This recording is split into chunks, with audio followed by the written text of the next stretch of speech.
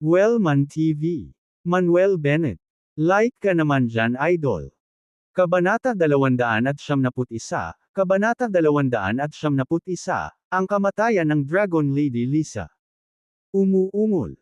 Nagpakawala rin si Manuel Bennett ng mala dragon na alulong, ang kanyang momentum ay lumulubog sa kabaliwan. Sa dagandong na ito, isang parang buhay na anino ng gintong dragon ang nakapulupot sa kanyang katawan. Sa sandaling ito, si Manuel, kasama ang Golden Dragon na nakapulupot sa kanyang katawan, ay nagmukhang isang gintong dragon na Diyos ng digmaan, na walang katulad na nangingibabaw. Sa mga tuntunin ng momentum, napigilan na niya ang Dragon Lady Lisa. Sino? Sino ka? Naramdaman ang makabagbag damdaming pressure at aura mula sa katawan ni Manuel, nagulat si Dragon Lady Lisa at nakaramdam ng bakas ng takot. Ang lakas ng batang ito sa kanyang harapan ay lumampas sa kanyang imahinasyon. Kahit na masugatan niya ang batang ito, tila napakahirap na patayin ito. Sa sandaling ito, naisip pa niyang tumakas sa kanyang puso. Ngunit ang pag-iisip na tumakas ay masyadong nakakahiya para sa kanya. Sa sandaling ito, ang mga mata ni Manuel ay kumikinang sa isang nakasisilaw na gintong liwanag, ang kanyang mga mata ay malamig. Lumakad siya pasulong, agad na tumawid ng 100 metro at nakarating sa bundok kung saan naroon ang Dragon Lady Lisa. Dahil siya ay bumaba mula sa bundok, ito ang unang pagkakataon na siya ay pinilit sa ganitong lawak ng isang tao. Kahit nakaharap niya si Senior Sister noon, napilitan lang siyang gamitin ang tunay niyang lakas, pero hindi siya naitulak hanggang dito, at higit pa, hindi siya nasugatan. Matapos marating ang tuktok ng bundok kung saan naroon ang Dragon Lady Lisa, nagpatuloy si Manuel sa paglalakad patungo sa kanya. You little brat, gusto mo akong patayin? No way.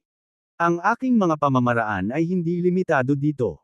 Pinigilan ng Dragon Lady Lisa ang takot sa kanyang puso at umungol ng galit.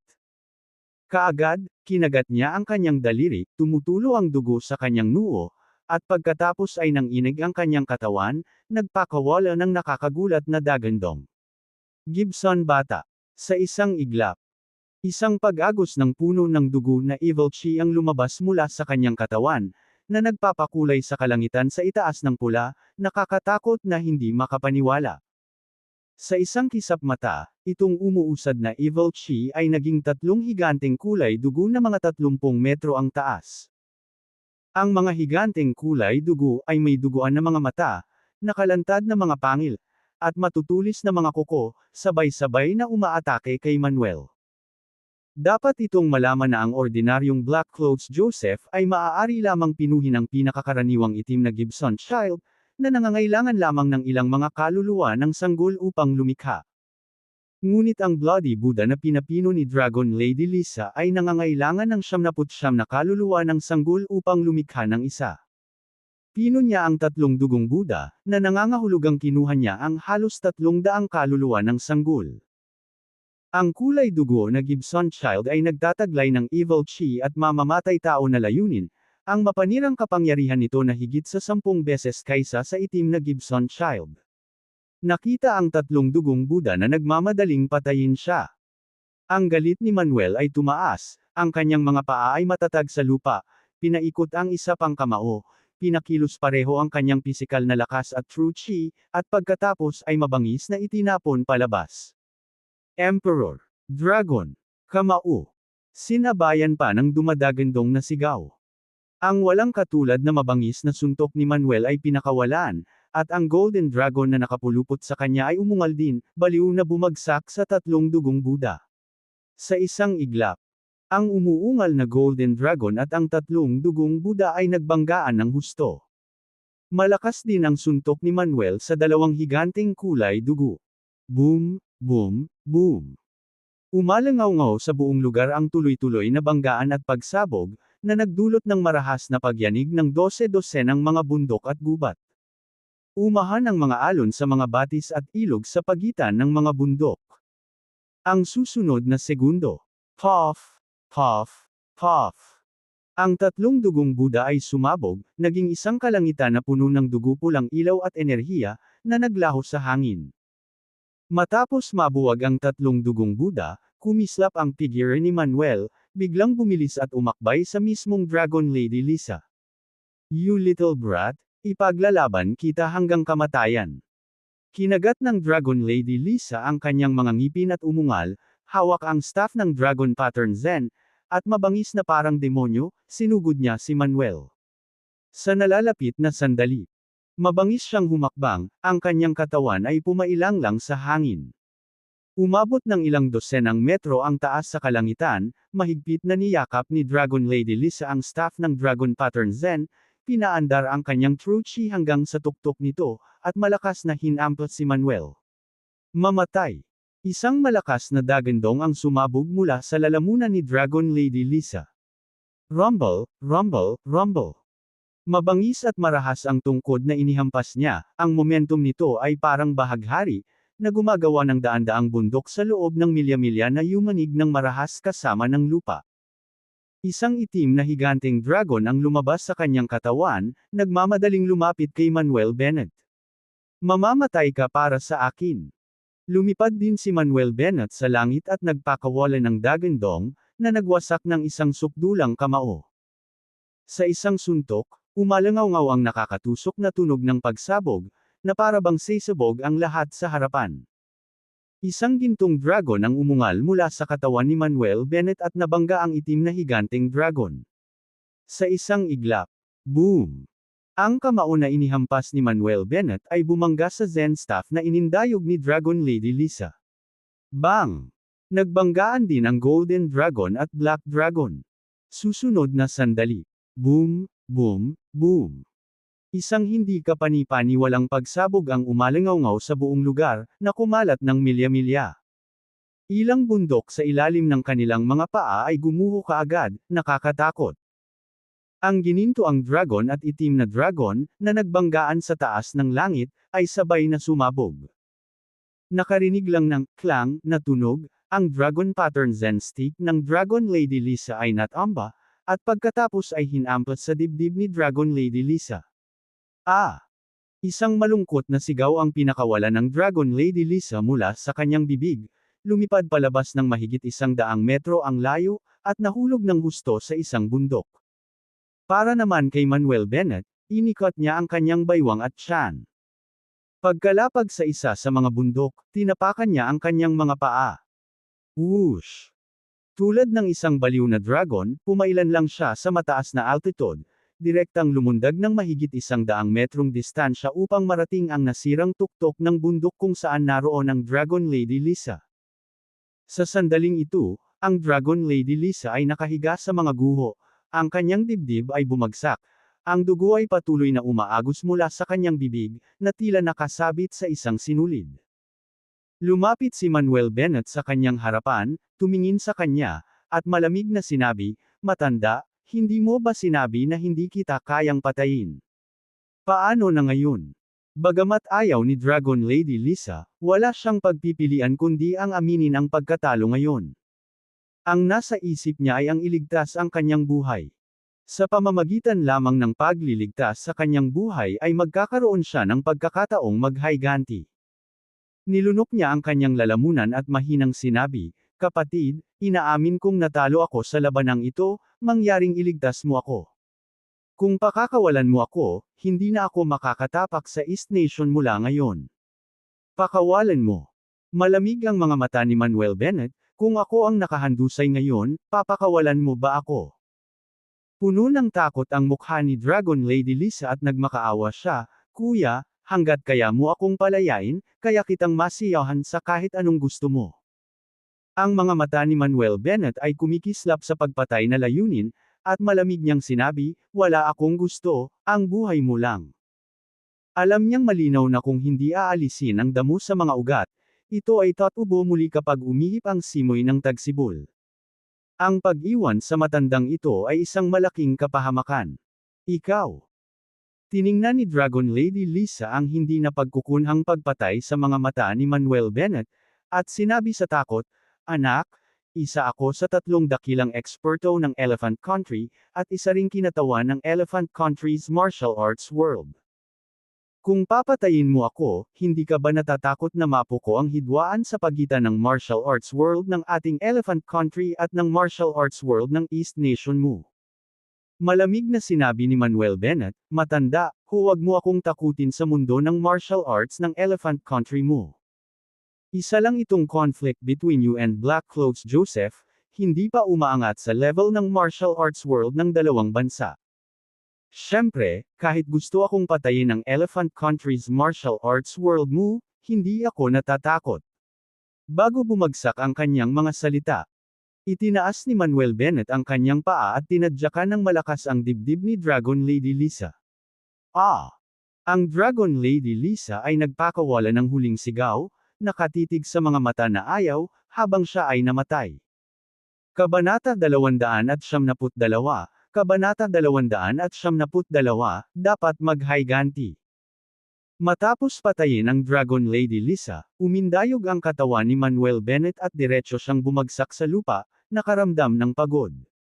Pant! Napabuntong hininga siya, punong-puno ng pawis ang noo, at basang-basa rin ang likod niya sa pawis. Dapat sabihin, ang lakas talaga ng matandang lalaki. Kung ito ay isang martial artist ng parehong kaharian, hindi sila posibleng magkatugma ng matandang lalaki na ito. Buti na lang at hindi martial arts ang pina-practice niya kundi ang immortal way. Bukod dito, ang katotohanan na nilinang niya ang mga kakaibang kasanayan at may malalakas na spell ay nagbigay daan sa kanya na sa wakas ay patayin ang matandang lalaki na ito. Gayunpaman, pagkatapos ng laban na ito, si Manuel Bennett ay naging mas sabik sa lakas.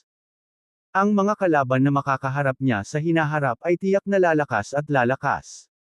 Dapat niyang mabilis na pagbutihin ang kanyang paglilinang at gawing mas malakas ang kanyang sarili.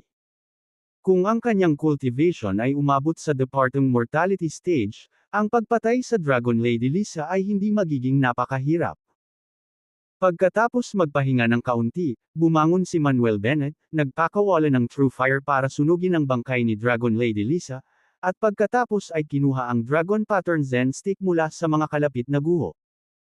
Ang grado ng Dragon Pattern Zen Stick na ito ay mas mataas pa kaysa kay Aruda, kaya nagpasya siyang panatilihin ito para magamit sa hinaharap.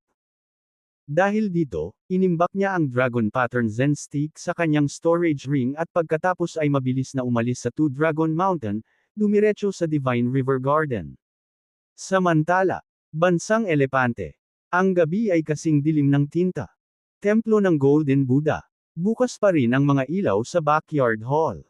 Isang grupo ng mga monghe na nakasuot ng itim na damit ang nakaupo sa harap ng isang estatwa ng Buddha na nakapikit, nagmumuni-muni.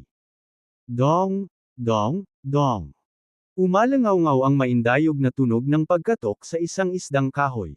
Ngunit sa sandaling ito lamang. Bitek. Isang malutong na nakakabasag na tunog ang biglang umalangaw-ngaw sa tahimik na bulwagan. Ang mga monghe na nakasuot ng itim ay nagulat na gising at agad na lumingon sa dingding kung saan nakabitin ang Buddha pendant. Nang makita nila ang basag na pendant na may nakasulat na, Dragon Lady Lisa. Ang buong bulwagan ay nahulog sa isang nakamamatay na katahimikan.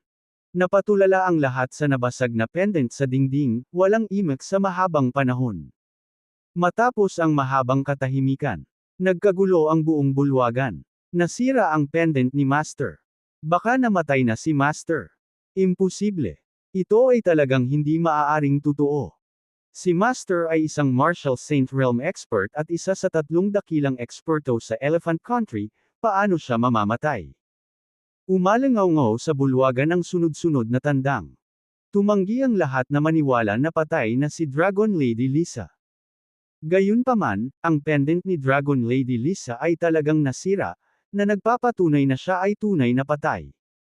Guro. Sa loob ng ilang sandali, ang grupo ng mga monghe ay nagsimulang humagulgol at umiyak ng mapait. Sino ang pumatay kay Master? Kailangan natin siyang ipaghiganti. Galit na umungal ang isang monghe na nakasuot ng itim na damit. Ilang araw ang nakalipas, sinabi ni Master na gusto niyang pumunta sa East Nation para patayin ang isang bata na nagngangalang Manuel Bennett. At ngayon, naaksidente si Master. Walang pag-aalinlangan, si Master ay dapat na pinatay ng East Nation na batang iyon na nagngangalang Manuel Bennett. Dapat nating patayin ang batang iyon, kailangan nating patayin siya. Sumigaw ang isa pang monghe na nakasuot ng itim na damit. Dapat nating punitan ang katawan ng batang iyon. Patayin siya. Patayin. Ang ibang mga monghe ay napahiyaw din sa pighati at galit. Maging si Master ay pinatay ng batang iyon. Sa kakayahan natin, maaari ba natin siyang patayin at ipaghiganti ang ating guro? Sa oras na ito, galit na umuungal ang isang nasa katanghaliang gulang na monghe na nakasuot ng itim. Ang nasa katanghaliang gulang na monk na ito ay walang iba kundi ang unang disipulo ni Dragon Lady Lisa, si Aiderman. Senior brother, hindi ba tayo maghihiganti Master? Ang pangalawang disipulo, si Pagenon, ay nagtanong habang nagngangalit ang mga ngipin. Ang ikatlong disipulo, si Charlock, ay mabangis na nagsabi, kami, ang Golden Buddha Temple, ay naitatag ng maraming taon, at walang sinuman ang nangahas na saktan kami. Ngunit sa hindi inaasahang pagkakataon, sa pagkakataong ito, hindi lang pinatay ng isang bata mula sa East Nation ang aming 4 na junior brothers kundi pati ang aming amo. Ito ay walang alinlangan na sinasampal ang mukha ng ating Golden Buddha Temple. Dapat nating ipaghiganti ang matinding puot na ito. Ang iba pang mga monghe ay napuno din ng galit, nagnanais na makapunta sila sa East Nation ngayon.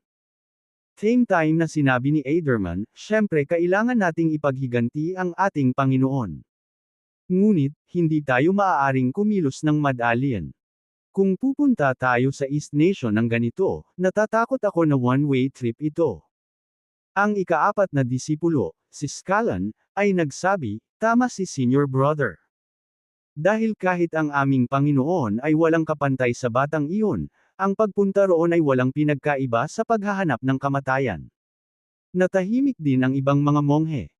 Oo, kahit na pinatay ang kanilang amo, wala silang magagawa kung pupunta sila sa East Nation. Tinanong ni Pagenon si Aiderman, senior brother, ano sa tingin mo ang dapat nating gawin? Napatingin din ang ibang monghe kay Aiderman.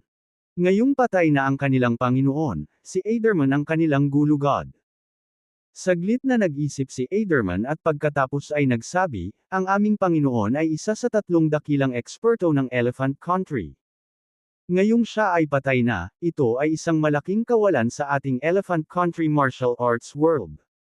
Bukod dito, hindi na ito isang personal na sama ng loob sa pagitan ng ating Golden Buddha Temple at ng batang iyon mula sa East Nation. Ang batang iyon mula sa East Nation ang pumatay sa ating Panginoon, na walang alinlangan na isang sampal sa mukha ng ating Elephant Country martial arts world. Lumaki ito sa isang tunggalian sa pagitan ng martial arts world ng ating dalawang bansa. Kaya naman, napagpasyahan kong ipaalam sa pinuno ng ating Elephant Country Martial Arts Alliance at hayaan siyang ang bahala sa sitwasyon. Sa hinaharap, dadalhin tayo ng Elephant Country Martial Arts Alliance sa East Nation at hihilingin sa East Nation Martial Arts Alliance na ibigay ang batang iyon. Kapag ang batang iyon ay nahulog sa ating mga kamay, magagawa natin ang anumang gusto natin sa kanya. Mabuti, sumasang-ayon ako sa panukalang ito. Gawin natin ito ng paraan. Sunod-sunod na tumango ang iba pang mga monghe, puno ng lamig ang kanilang mga mata at layuning pumatay. Bandang hating gabi. Silang ang bansa. River City. No. 8 Divine River Garden Villa. Bukas ang mga ilaw sa lobby sa unang palapag. Sina Julia Stewart at Prajna Bates ay sabik na naghihintay kay Manuel Bennett sa sala. Nakabalik na sila bandang 9:00, ngunit hindi pa nila nakikitang bumalik si Manuel Bennett sa lahat ng oras na ito. Tumingin si Prajna sa oras at sinabing, Sister Stewart, anong nangyari kay Mr. Bennett? Bakit hindi pa siya bumabalik? Hindi ko alam. Umiling si Julia Stewart at sinabing, tinawagan ko siya kanina pa, ngunit hindi siya sumasagot. Bahagyang nagbago ang mukha ni Prajna, at sinabi niya, Sister Stewart, baka may nangyari kay Mr. Bennett. Bakas din sa mukha ni Julia Stewart ang pag-aalala. Ilang beses siyang huminga ng malalim at sinabing, huwag na tayong manghula. Magiging maayos si Manuel. Magsasalita na sana si Prajna nang marinig nila ang tunog ng sasakyan sa labas. Nagpalitan sila ng tingin at saka nagmamadaling binuksan ang pinto. Pagbukas ng pinto, nakita nila ang isang dagwang Manuel Bennett na papasok. Manuel, Mr. Bennett, anong nangyari sa'yo? Malaking pagbabago ang mga mukha ni na Julia Stewart at Prajna, at nagmadali silang pumunta sa kanya. Manuel bared his teeth and said, "Huwag kang mag-alala, nakipag-away lang ako at nasugatan, pero wala namang seryoso." Maluha-luha ang sinabi ni Julia Stewart, "Sabi mo hindi seryoso, pero may mga sugat ka." Si Prajna, na lumuluha rin, ay nagsabi, "Eksakto, napakalubha mong nasugatan at sinasabi mo pa rin na ayos ka lang." Walang magawang sinabi ni Manuel, "I'm really fine. Pumasok na tayo sa loob para mag-usap." Sina Julia Stewart at Prajna ang tumulong kay Manuel sa loob ng villa. Pagdating nila sa sala, tinulungan ni Julia Stewart si Manuel na maupo sa sofa. Nagpunta si Prajna para magbuhos ng isang basong tubig. Nang makita ang dalawang babae na labis na nag-aalala sa kanya, naramdaman ni Manuel ang init sa kanyang puso at labis na naantig. Kabanata 273, Kabanata 273, Hindi siya karapat-dapat. Umupo si Julia Stewart sa tabi ni Manuel Bennett at nagmamadaling nagtanong, "Sabihin mo sa akin, ano ang nangyayari? Paano ka nasugatan ng husto?" Natagpuan din ni Prajna Bates ang kanyang sarili na matamang nakatitig kay Manuel Bennett. Pagkatapos ng ilang oras na magkasama, itinuring ni Prajna si Manuel Bennett bilang isang walang talo na pag-iral sa kanyang puso. Kahit na ang Hell Messenger ay walang kapantay para sa kanya. Pero halos hindi siya makapaniwala na may nagawang manakit sa kanya ngayong gabi. Si Manuel Bennett ay humigop ng tubig, bumantong hininga, at nagtanong, "Naaalala mo ba ang tatlong nakaitim na nakadamit na Joseph na nakatagpo natin kamakailan?" "Oo naman." Tumugon si Prajna pagkatapos ay nagtanong, "Maaaring ang insidente ngayong gabi ay may kaugnayan sa Black Robe Wilson mula sa Elephant Country." "Tama." Tumango si Manuel Bennett at sinabing, "Ngayong gabi, inanyayahan ako ng Dragon Lady Lisa, isa sa tatlong nangungunang eksperto mula sa Elephant Country, na lumaban sa Two Dragon Mountain, at pumunta ako." Sa sumunod na panahon, walang itinago si Manuel Bennett at sinabi sa parehong babae ang tungkol sa pakikipaglaban niya kay Dragon Lady Lisa. Nang marinig ang pagkukwento ni Manuel Bennett, nagulat ang dalawang babae, tumibok ng malakas ang kanilang puso. Nang matapos ni Manuel Bennett ang pagkukwento ng laban, ang pagkabigla ay nakasulat sa buong mukha ni Prajna, "Mr. Bennett, pinatay mo ba talaga ang Dragon Lady Lisa?" "Oo naman." Nagkibit balikat si Manuel Bennett, "Walang pakialam ang boses, kung hindi, sa tingin mo ba makakabalik akong buhay?" Napabuga ng malamig na hangin si Prajna Bates, at sinabing, "Ang Dragon Lady Lisa ay isa sa tatlong nangungunang eksperto ng Elephant Country. Kilala siya sa buong martial arts world at mage realm sa Elephant Country at kahit na mayroong hindi mabilang na mga deboto. Kahit na sa madilim na mundo, ang kanyang reputasyon ay kahanga-hanga. Hindi ako makapaniwala na nagawa mong patayin ang Dragon Lady Lisa, ito ay talagang hindi maarak." Dahil dito, napagtanto niya na hindi sapat ang pag-unawa niya sa lakas ni Manuel Bennett. Sa kabila ng paggugol ng maraming oras kasama si Manuel Bennett, naisip niya na naiintindihan niya ang kanyang lakas. Pero ngayon, na-realize niya kung gaano niya ito minamaliit. She genuinely wondered, gaano kalakas ang lalaking ito, nasaan nga ba ang limitasyon niya? Tumugon si Manuel Bennett, "Ang matandang iyon ay talagang Kat-Angie Tangi, ngunit hindi walang kapantay." Umupo sa isang tabi, nag-aalalang nagtanong si Julia Stewart, "Manuel, sikat na sikat ang Dragon Lady Lisa na ito. Ngayong napatay mo na siya, hindi ba ito haantong sa gulo?" Sumagot si Manuel Bennett, "Ano ang posibleng mangyari? Ano man ang kahihinatnan, handa ako. Kahit na kailangan kong tumayo laban sa buong martial arts world at sa mage realm ng Elephant Country, hindi ako natatakot." Tinitigan ni Julia Stewart ang mga mata ni Manuel Bennett, "Manuel, talagang ayaw kong masangkot ka sa mga salungatan na ito. Nag-aalala ako na isang araw sa hinaharap, nasa panganib ka. Walang puno ang nagnanais na umindayog sa hangin. May mga bagay na hindi ko maiiwasan sa pamamagitan lamang ng pagnanais. Bumantong hininga si Manuel Bennett, pagkatapos ay nagpatuloy, Julia, hindi mo kailangang mag-alala ng labis.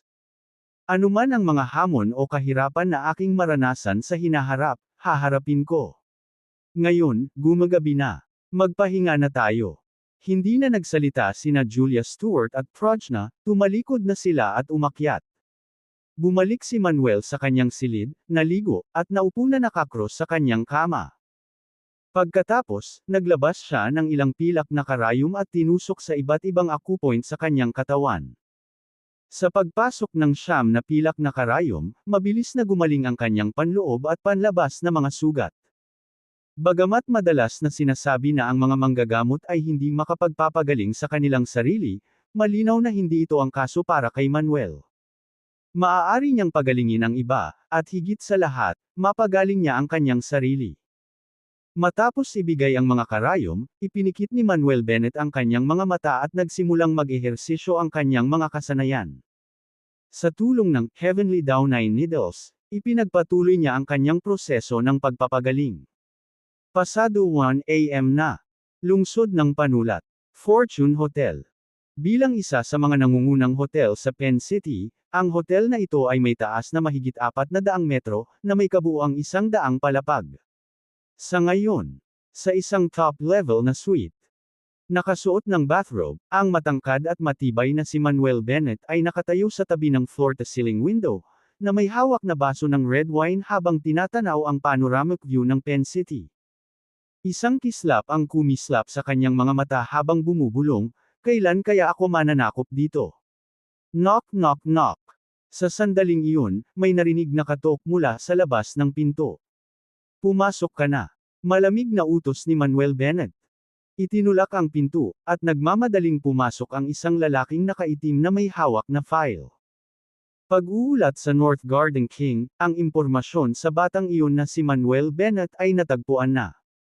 Magalang na yumuko ang lalaking nakaitim na damit at iniabot ang file sa kanyang kamay kay Manuel Bennett. Itinabi ni Manuel Bennett ang kanyang red wine, tinanggap ang file, at nagsimulang mag-browse dito. Makalipas ang mga 10 minuto. Isinara ni Manuel Bennett ang file at sumimangot, bakit napakakaunting impormasyon na makukuha? Paano ang background ng batang ito bago siya dumating sa River City? Sumagot ang lalaking nakasuot ng itim, North Garden King, hindi ko alam kung ano ang nangyari, ngunit walang data tungkol sa batang ito bago siya dumating sa River City, talagang wala. Parang bigla na lang lumitaw ang batang ito. Pagkasabi noon, nanigas ang mga mata ng lalaking nakasuot ng itim, North Garden King, dahil sa tingin mo ang batang ito ay isang banta, ilalabas ko ba siya para sa iyo? No need for that, not just yet. Kinaweya ni Manuel Bennett ang kanyang kamay at sinabing, hindi ko kailanman tiningnan ang batang ito bilang isang banta, hindi siya karapat-dapat. Kahit na ang batang ito ay gumawa ng isang pangalan para sa kanyang sarili sa River City at tila kilala ang ilang mga tao, hindi siya naaayon sa aking mga pamantayan. Bukod pa rito, alam kong ginagamit lang siya ni Rebecca bilang scapegoat. Hindi ako naniniwalang mahuhulog si Rebecca sa isang batang brat. Tumango ang lalaking nakasuot ng itim, sang-ayon sa katwiran ni Manuel Bennett. Sa kanyang mga mata, kung ikukumpara sa North Garden King, si Manuel Bennett ay tulad ng paghahambing ng tiyok sa keso. Ni ang kanyang kayamanan, ang kanyang lakas, o ang kanyang enerhiya ay hindi maaaring maging tugma sa North Garden Kings. Sa katunayan, ang isang batang brat ay hindi maaaring magdulot ng anumang banta sa North Garden King. Pagtingin sa buong Penn City, isang malamig na kislap ang kumislap sa mga mata ni Manuel Bennett, syempre, kung ang batang ito ay maglakas loob na makipagkompetensya sa akin para sa isang babae, pagsisisihan ko ang kanyang pag-iral. Sa sandaling ito, inilabas ng lalaking nakaitim ang kanyang cellphone at sinulyapan ang isang mensahe, hari ng pagbabantay sa Hilaga, dumating na ang biktima, na inihanda mo ngayong gabi. Gusto mo bang papasukin sila? Ibinalik ni Manuel Bennett ang file sa lalaking nakaitim na damit, papasukin mo sila. Oo, Ginoo. Kinilala ng lalaking nakaitim ang damit at pagkatapos ay binuksan ang pinto. Pagbukas ng pinto, nakita niya ang 5 babae na nakatayo sa entrance. Ang 5 babaeng ito ay pawang mapang-akit na manamit, napakaganda, at mapang-akit. Ang mga babaeng ito ay alinman sa mga sikat na artista, modelo, o internet celebrity, mga diyosa sa mata ng publiko. Pagkapasok ng 5 babae sa silid, lumabas ang lalaking nakaitim at isinara ang pinto sa likuran niya. Umupo si Manuel Bennett sa sofa, kinuha ang 2 malita sa mesa, at binuksan ang lahat. Sa paningin, ang mga malita ay naglalaman ng mga salansan ng $100 na perang papel, kaya't sila ay nasilaw sa mga mata. Nang makita ang pera, nagningning ang mga mata ng 5 babae. Pagkatapos ay ikinalat ni Manuel Bennett ang pera mula sa 2 malita sa harap niya. Pagkatapos, dinampot niya ang isang baso ng red wine, pinaikot-ikot ito, at sinabing, "Lumuhod ka, gumapang ka sa akin, at lahat ng perang ito ay magiging iyo." Nang marinig ang kanyang sinabi, agad na lumuhod ang 5 babae at nagsimulang gumapang patungo kay Manuel Bennett. Si Manuel Bennett ay humigop ng kanyang red wine at pinagmasdan ang 5 babae na may malamig na mga mata, na bumubulong sa sarili, "Rebecca Stone, balang araw, gagawin kitang katulad ng mga babaeng ito, na mapasuko sa aking paanan." Kabanata 274, Kabanata 274, Pangwakas na layunin.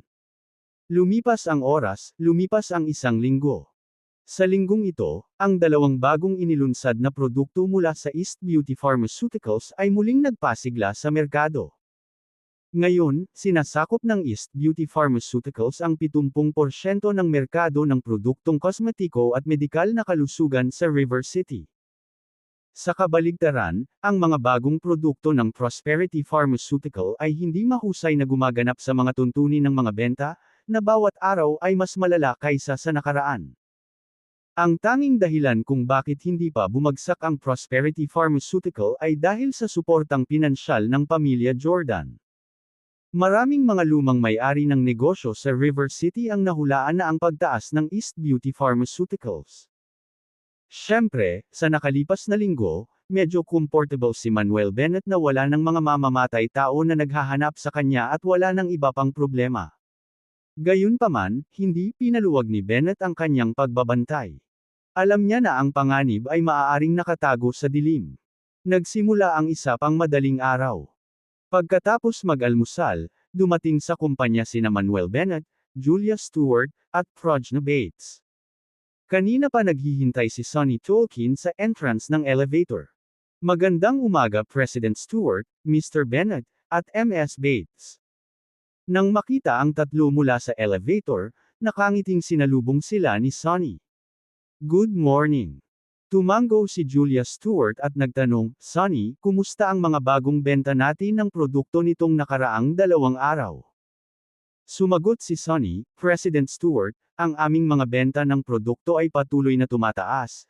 Ito ay napakainit pa rin at ang tugon sa merkado ay napakaganda." Pagkatapos ay nagtanong si Julia Stewart, "Paano ang Prosperity Pharmaceutical?" Sumagot si Sonny, "Ang mga bagong produkto ng Prosperity Pharmaceutical ay patuloy na bumagsak. Kahit na ang mga epekto ng kanilang mga produkto ay medyo maganda, ang mga side effect ay makabuluhan." Nitong mga nakaraang araw, maraming mga customer ang humiling ng pagbabalik, na lumikha ng kaguluhan. Tumango si Stewart at sinabing, "Bantayan ang mga galaw ng Prosperity Pharmaceuticals, iulat mo sa akin ang anumang balita." "Oo." Tumango si Sonny bilang tugon. Sa sandaling ito, may tumawag sa mobile phone ni Sonny. Kinuha ni Sonny ang kanyang cellphone at sinagot ang tawag.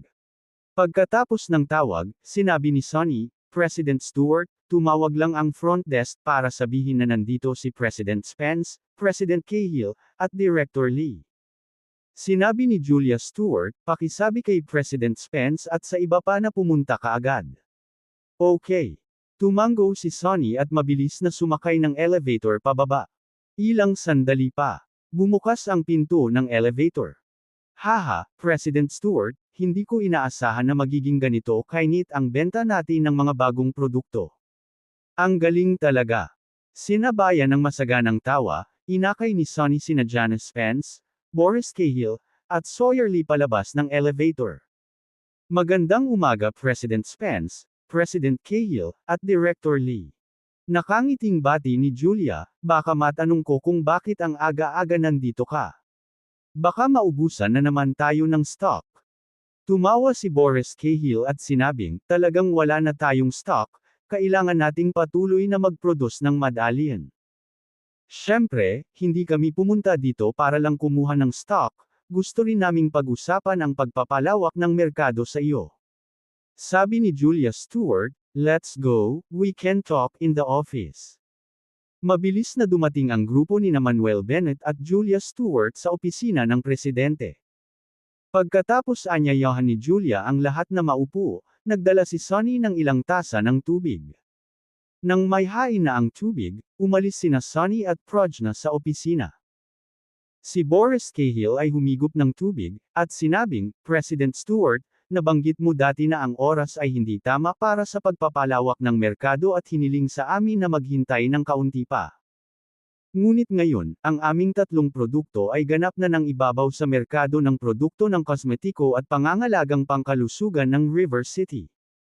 Kaya, dapat nating simulan ang pagsasaalang-alang sa pagpapalawak ng merkado ngayon. Tumanggaw din si Janice at sinabing, President Stewart, dahil ang ating mga produkto ay maaaring mag-apoy sa merkado ng River City, tiyak na maaari rin nilang pag-alab ang iba pang mga merkado. Kaya, maaari nating simulan ang pagpapalawak sa mga kalapit na lungsod at pagkatapos ay dahan-dahan sa ibang mga lalawigan. Si Sawyer Lee ang pumalit at sinabing, President Stewart, kailangan mo lang kontrolin ang pangkalahatang sitwasyon, at kami ay magsisilbing mga taliba para sa iyo. Higit pa rito, kasama si Mr. Bennett dito, hindi kami mag-aalala tungkol sa kasunod na pagbuo ng produkto. Tumanggo si Manuel Bennett, tumingin kay Julia Stewart at sinabing, Julia, sa tingin ko ay may magandang punto sina President Spence, President Cahill, at Director Lee. Hindi lang tayo dapat tumutok sa River City, sa halip, layunin natin ang buong bansa. Isa pa, hindi mo ba binanggit na gusto mong gawing sikat sa bansa ang East Beauty Pharmaceuticals? Nag-isip sandali si Julia Stewart at pagkatapos ay sinabi, okay kung sa tingin ng lahat ay tama ang timing, pagkatapos ay magsimula na tayo. Sa mga susunod na araw, gusto kong bumuo kayong tatlo ng plano. Kapag handa na tayong mabuti, magsisimula tayong maghanap ng mga ahente sa mga kalapit na lungsod. Tinapik ni Boris Cahill ang kanyang dibdib at sinabing, huwag kang mag-alala, Pangulong Stewart, ipaubaya mo ito sa amin. Natatawang sinabi rin ni Janice, lately, maraming mga bossing mula sa mga karatig lungsod ang nagtatanong at naghihintay ng aming tugon. Ngayong naibigay mo na ang salita, magiging madali na ang lahat. Haha, makaka-full throttle na tayo sa wakas. Isang malaking karangalan ang masaksihan ng East Beauty Pharmaceuticals na maging isang kilalang brand sa buong bansa. Tawa ng tawa si Sawyer Lee, mukhang excited na excited. Nakangiting tanong ni Manuel Bennett, Director Lee, siguradong hindi lang ganoon kalaki ang ambisyon mo. Naguguluhang tumingin si Sawyer Lee kay Manuel Bennett, Mr. Bennett, nagmumungkahi ka ba? Itinuon din nina Julia Stewart, Janice Spence, at Boris Cahill ang kanilang atensyon kay Manuel Bennett. Pinaikit ni Manuel Bennett ang kanyang mga mata at sinabing, ang layunin ko ay gawing sikat sa mundo ang East Beauty Pharmaceuticals. Nang marinig ito, nagulat ang lahat dahil hindi nila inaasahan na magiging ganito kalaki ang ambisyon ni Manuel Bennett. Napalunok si Sawyer Lee, at sinabing, Diyos ko, hindi ko man lang naisip na gawing sikat sa mundo ang East Beauty Pharmaceuticals. Sinabi ni Manuel Bennett, kung hindi mo pa naisip ang tungkol dito, maaari ka nang magsimula ngayon. Bakit hindi tayo maaaring maging isang kilalang tatak sa buong mundo kung kaya naman ng mga kosmetiko at mga produktong pangangalaga sa kalusugan sa ibang bansa? Ang aming mga produkto ay hindi mas masahol kaysa sa kanila. Hanggat nagsusumikap kami, tiyak na makakamit namin ang layuning ito. Iniangat ni Boris Cahill ang kanyang manggas, umaapaw sa pananabik, Damn, Mr. Bennett, you've got my blood pumping. Si Janice at Sawyer Lee ay nasasabik din na hindi masabi, ang kanilang mga hininga ay medyo maikli. Kung tunay nilang makamit ang target na ito, aalingaw ang kanilang mga pangalan sa buong mundo. Akala nila ay nakatadhana silang lumaban sa loob ng kanilang maliit na lawas sa River City sa buong buhay nila. Ngunit ngayon, ang mga salita ni Manuel ay nagbigay sa kanila ng isang sulyap sa isang mas malawak na hinaharap. Bilang mga negosyante, pangunahing nakatuon sila sa paggawa ng pera, ngunit sa huli, iniisip nila ang tungkol sa pagpapahusay ng kanilang pagpapahalaga sa sarili. Walang alinlangan, binigyan sila ni Manuel Bennett at Julia Stewart ng plataporma para gawin ito. Lubos ang kanilang pasasalamat at nagpasya silang gamitin ang natitirang bahagi ng kanilang buhay upang makamit ang dakilang layuning ito. Bahagyang ngumiti si Manuel Bennett at sinabing, "Siyempre, ito na ang ating huling layunin. Sa ngayon, dapat nating gawin ng maayos ang ating mga agarang gawain at patuloy na kumilos patungo sa ating huling layunin." Tumango sina Janice Swan, Boris Cahill, at Sawyer Lee bilang pagsang-ayon. Kung ibang tao ang gumagawa ng mga pag-aangkin na ito, malamang na mangungutya sila at iisipin na sila ay maling akala. Ngunit, itong lalaking nauna sa kanila ay gumagawa ng milagro pagkatapos ng milagro. Sa paligid ng lalaking ito, naramdaman nilang maaaring hindi panaginip ang layuning ito. Kung darating ang araw na iyon, sila ay magiging kilalang mga tycoon sa buong mundo. Kabanata 275, Kabanata 275, ito ay isang espiritong bato. Pagkaraan ng ilang sandali sa pakikipag-chat, umalis sina Janice Swan, Boris Cahill, at Sawyer Lee. Pagkaalis nilang tatlo. Tumingin si Julia Stewart kay Manuel Bennett at nagtanong, "Manuel, maaari ba talagang maging isang world-renowned brand ang ating East Beauty Pharmaceuticals?" Habang huminto, nagpatuloy si Julia, "Sa totoo lang, gusto ko rin ang East Beauty Pharmaceuticals na pumunta sa ibang bansa at maging isang brand na kilala sa buong mundo. Pero alam kong para sa akin, isa lang itong pangarap na hindi maabot." Pagkatapos ng lahat, hindi nagtagal, ang East Beauty Pharmaceuticals ay muntik ng mabangkarote. Ngayong nabuhay muli ang East Beauty Pharmaceuticals at nakamit kung ano ang mayroon ngayon, pakiramdam ko ay nangangarap na ako. Kailangan mo pang magkaroon ng mga pangarap. Paano kung magkatotoo? Binigyan ni Manuel si Julia ng nakaka-encourage na tingin at sinabing, "Huwag kang mag-alala, tutulungan kita." Tumingin si Julia kay Manuel na may malambing na ekspresyon at nagtanong, "Manuel, bakit ang bait mo sa akin?" "Natatakot ako na sa hinaharap, lubos akong umasa sa iyo at hinding-hindi na ako makakawala." Ngumisi si Manuel at sinabing, "Dahil hindi mo kayang bitawan, huwag mong bitawan. Kapag kasal na tayo, magiging asawa kita. Ang iyong mga kapakanan ay aking mga kapakanan." Asawa. Namula ang mukha ni Julia, at nauutal, I haven't agree yet." Kinaway-kaway ni Manuel ang kanyang kamay at tumawa, "Maaga o maya-maya ay mangyayari ito. Kung gusto mo akong maging asawa, kailangan mong ipakita sa akin ang iyong pagganap at mga aksyon." Bahagyang umungol si Julia. Performance.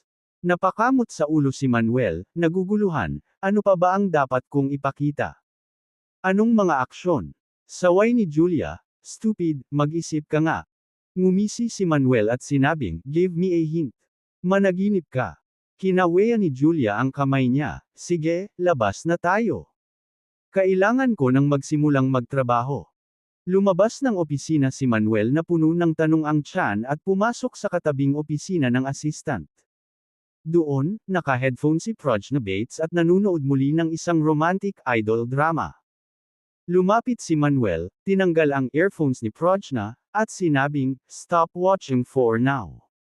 I have something to ask you." "Anong meron?" Kinain ni Prajna ang potato chips, nakatingin kay Manuel.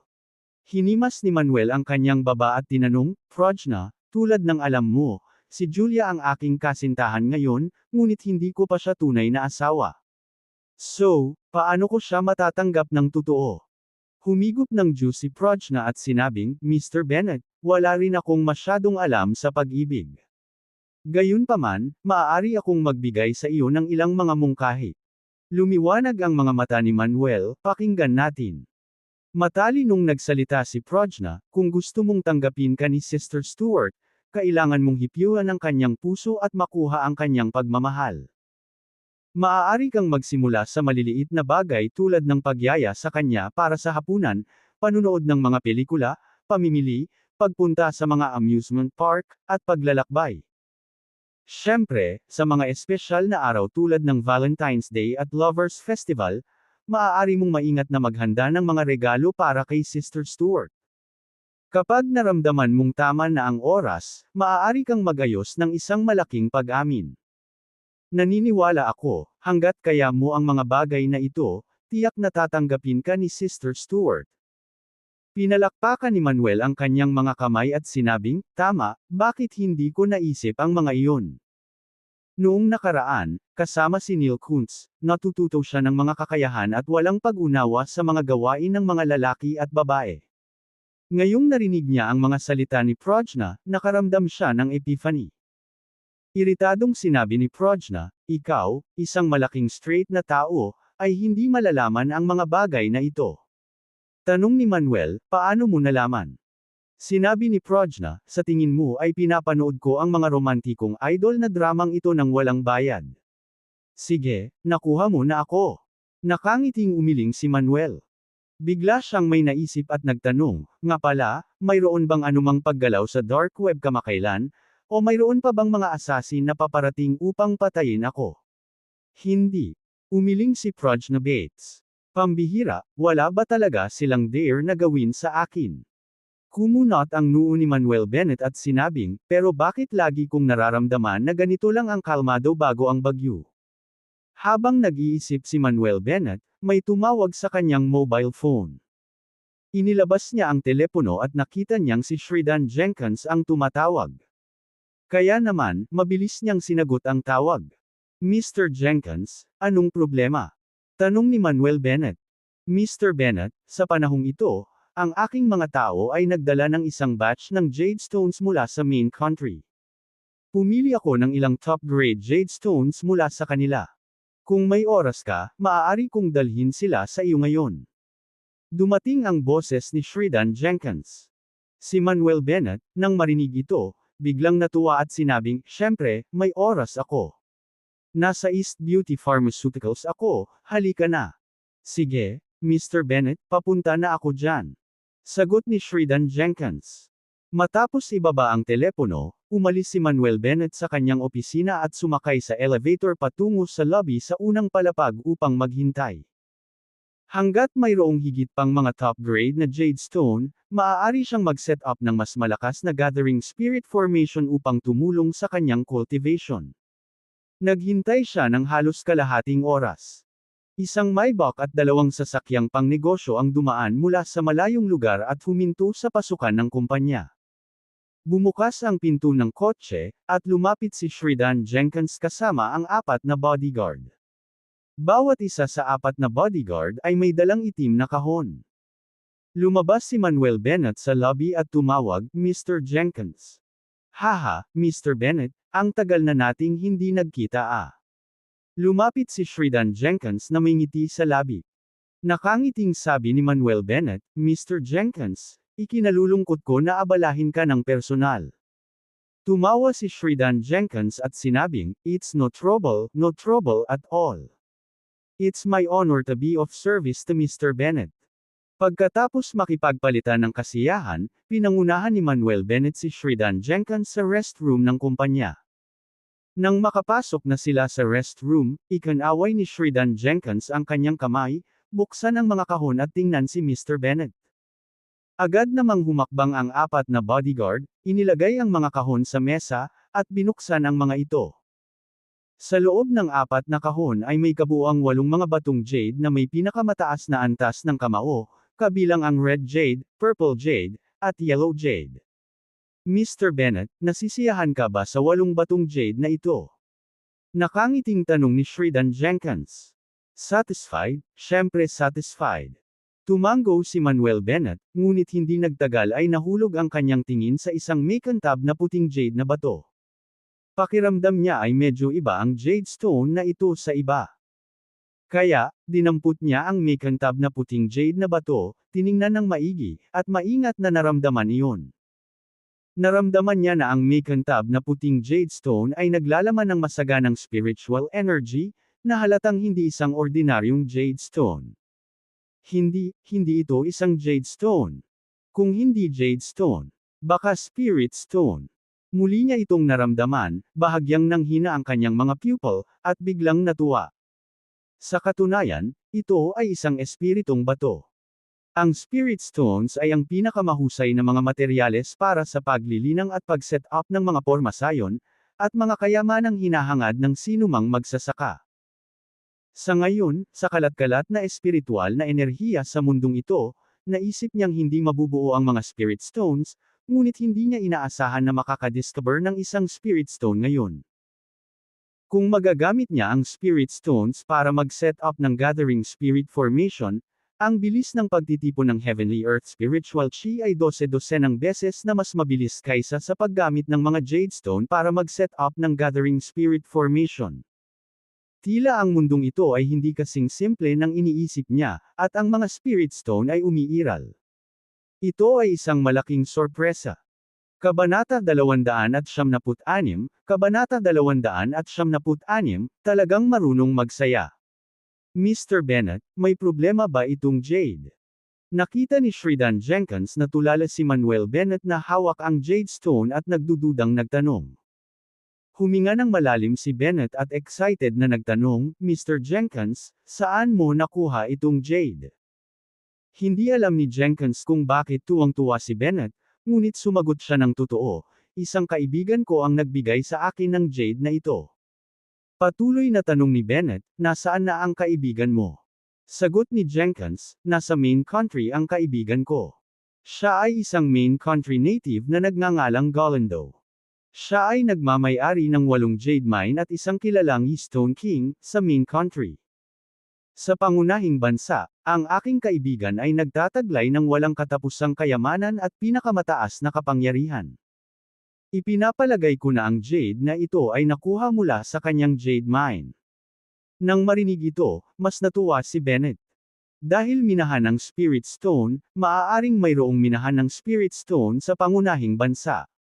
Mukhang kailangan niyang pumunta sa Main Country no matter what. Kung makakakolekta siya ng isang batch ng Spirit Stones, malaking tulong ito sa kanyang cultivation. Pinigilan ni Bennett ang kanyang pananabik at sinabing, Mr. Jenkins, I want to go to Main Country. Can you introduce me to Mr. Galindo? Napakahalaga sa akin ng jade na ito. Kung maaari, gusto kong bumili. Oo naman.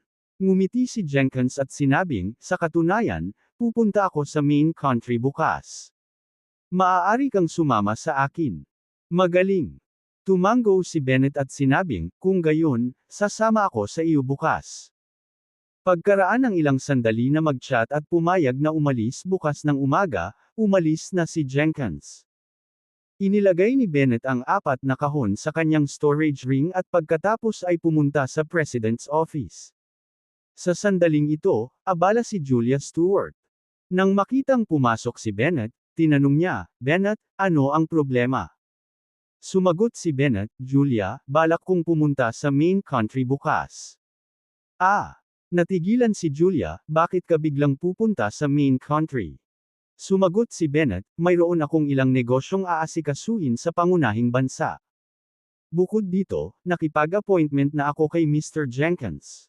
Maaga tayong aalis bukas ng umaga. Tanong ulit ni Julia, kailan ka babalik? Sumagot si Bennett, dapat babalik ako pagkalipas ng ilang araw. Tumango si Julia at sinabing, sige, maaga ka at bumalik ka ng maaga. Sige. Sagot ni Bennett. Maaga kinaumagahan. Sa River City Airport. Sa bulwagan. Mga pasaherong dumarating at umaalis. Tumingin si Julia kay Bennett na may malambing na ekspresyon, bumalik ka ng maaga. Hihintayin kita. Babalik ako sa lalong madaling panahon. Sumagot si Bennett, pagkatapos ay ibinaling ang kanyang ulo upang harapin sina Prajna Bates at Lily Tisdale. Prajna, Lily, ipinagkakatiwala ko sa iyo ang kaligtasan ni Julia habang wala ako. Sa makatuwid, dahil pupunta si Bennett sa Main Country sa loob ng ilang araw, tinawagan din niya si Lily, para lang ipagkatiwala ang bagay na ito. Kuya Bennett, huwag kang mag-alala. Paprotektahan ko si sister-in-law. Kami na ang bahala sa kaligtasan ni Sister Stuart. Rest assured and go. Parehong nagbigay ng assurance sina Lily at Prajna. Good. With you two around, I can rest easy. Tumango si Bennett at saka sumunod kay Jenkins sa VIP channel at sumakay sa private jet ni Jenkins.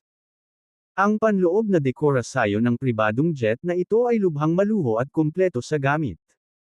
Mayroong ilang mga maputiang balat, maganda, mahabang paa na flight attendant sa eroplano, ang ilan ay mula sa pangunahing bansa at iba pa mula sa ibang bansa, na napakaganda sa paningin.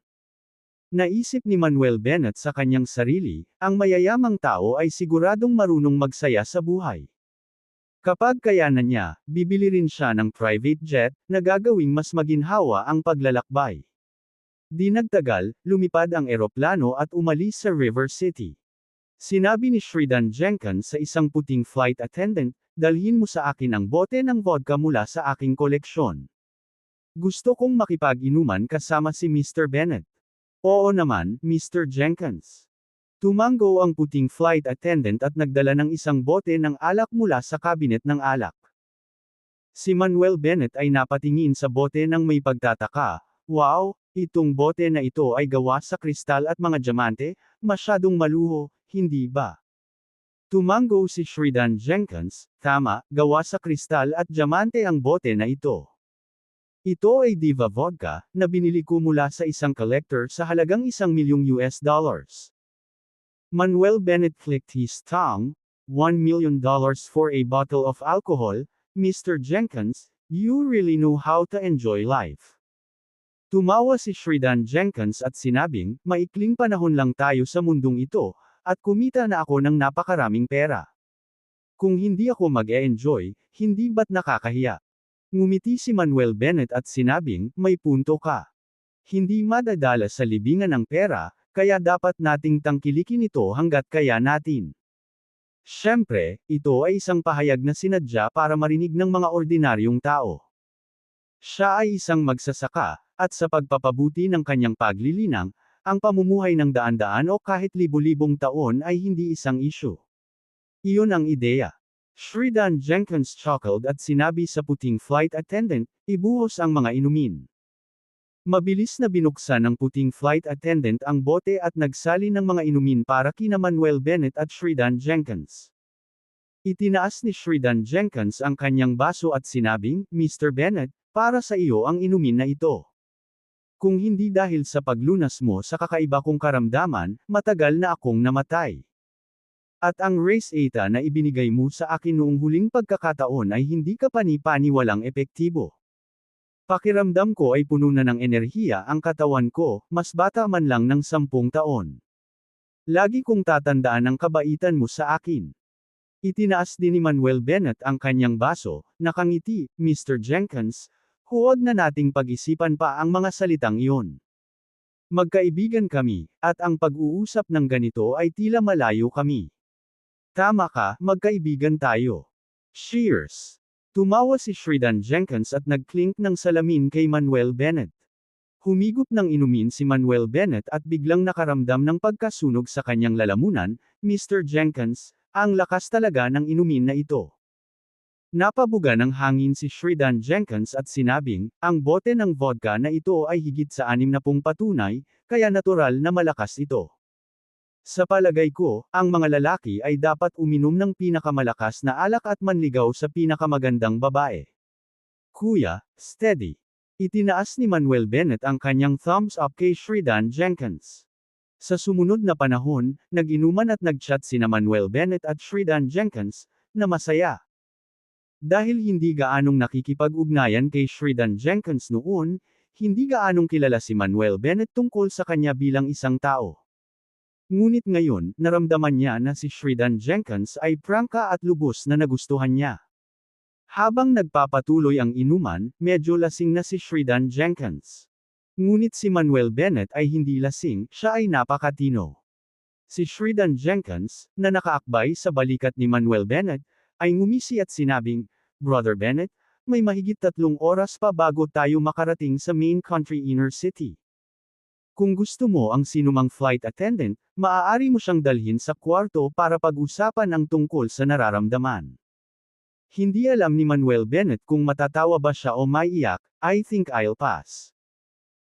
Hindi naman sa hindi siya interesado sa mga babae, ngunit nang makakita siya ng mga dekalidad na dilag tulad nina Julia Stewart, Nancy Maddox, Julie Stewart, Prajna Bates, at senior sister, hindi siya nagkaroon ng malaking interes sa mga ordinaryong babae.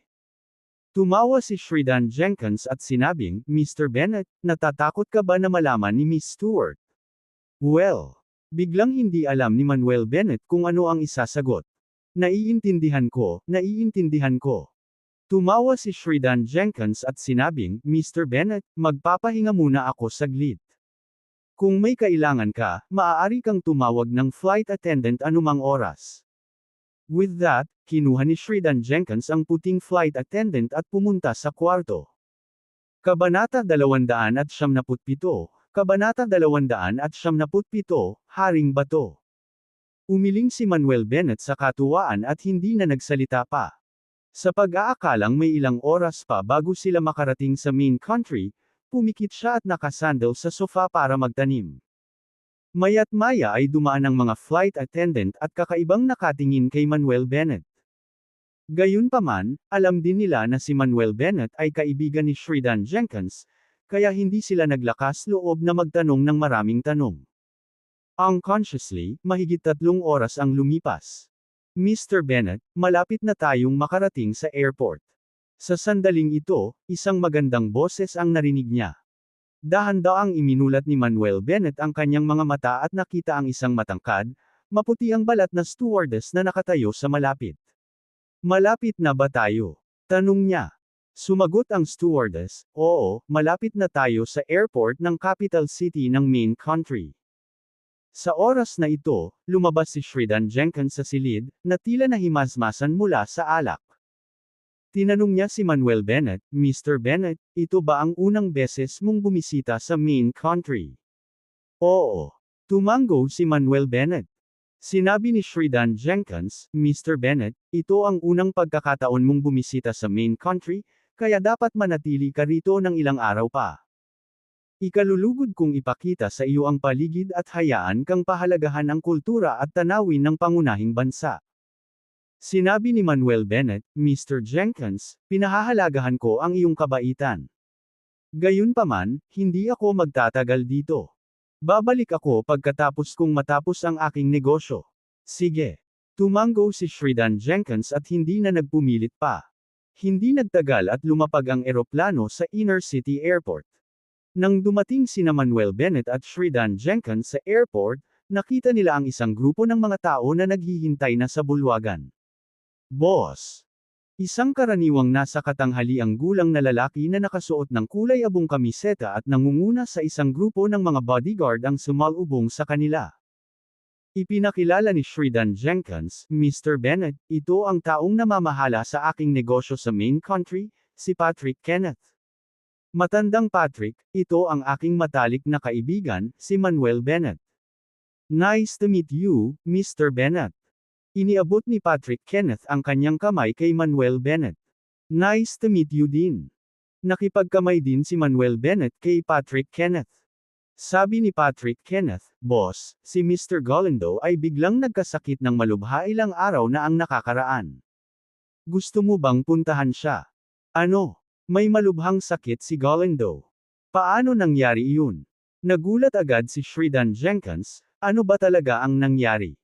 Pahayag ni Patrick Kenneth, hindi ko alam ang sitwasyon, pero parang napakasama ng kalagayan ni Mr. Galindo. Nitong mga nakaraang araw, maraming doktor ang ipinatawag ni G. Galindo, ngunit lahat sila ay walang magawa. Sumimangot si Sheridan Jenkins, isang linggo lang ang nakalipas, maayos naman si Galindo. Paano siya biglang nagkaroon ng problema? Sinabi ni Manuel Bennett, dahil si G. Galindo ay may malubhang karamdaman, tiyak na may problema ito sa kanyang katawan. As long as we find the cause, we can cure Mr. Galindo. Napabuntong hininga si Patrick Kenneth, Mr. Bennett, napakaraming doktor ang hindi nakahanap ng problema nitong mga ilang araw. Natatakot ako na hindi makakarating si Mr. Galindo sa pagkakataong ito. Sinabi ni Sheridan Jenkins, "Old Patrick, hanggat nandito si Mr. Bennett, siguradong gagawa siya ng paraan para gamutin si Galindo." Nagdududang tanong ni Patrick Kenneth, "Doktor ba si Mr. Bennett?" Ngumiti si Sheridan Jenkins at sinabing, "Si Mr. Bennett ay isang tunay na divine doctor. Si Mr. Bennett ang nagpagaling sa akin noong nagkaroon ako ng mga problema sa kalusugan hindi pa nagtagal." Talaga? Bakas sa mukha ni Patrick Kenneth ang pagtataka, "I didn't expect Mr. Bennett to be the divine doctor who cured our boss. I apologize for my disrespect."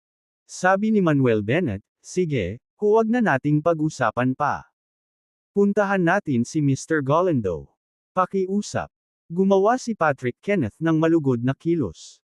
Hindi nagtagal, sumakay na si Manuel Bennett at ang kanyang grupo sa kotse at lumabas ng airport. Makalipas ang halos kalahating oras, dumating ang sasakyan sa isang manor.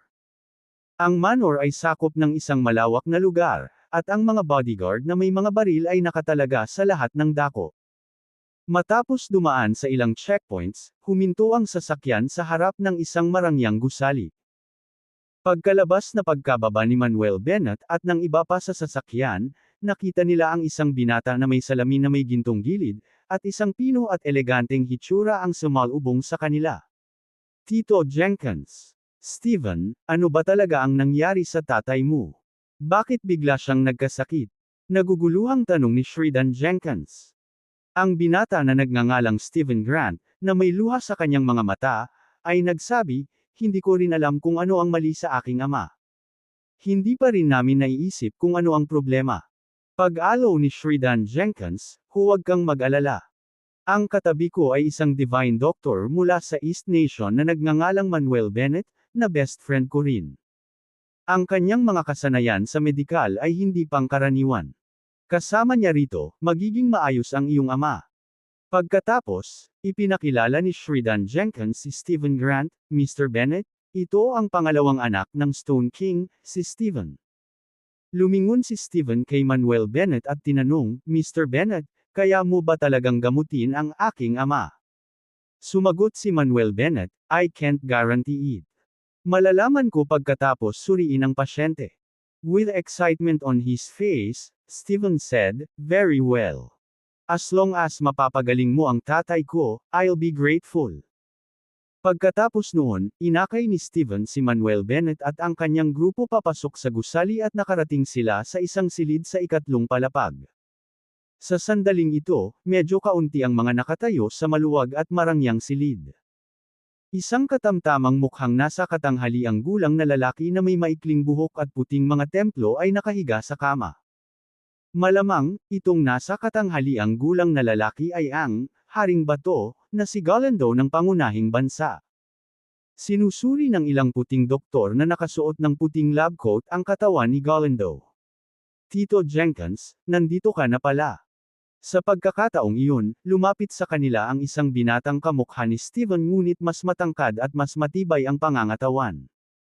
Tinanong ni Sheridan Jenkins, "Danbam, kumusta ang iyong ama?"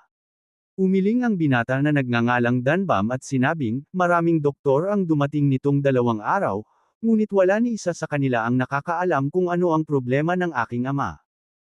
Ang binatang ito ay panganay na anak ni Galindo. Mabilis na sinabi ni Stephen, "Kuya, si Uncle Jenkins ay nagdala ng isang banal na doktor mula sa East Nation upang gamutin si ama."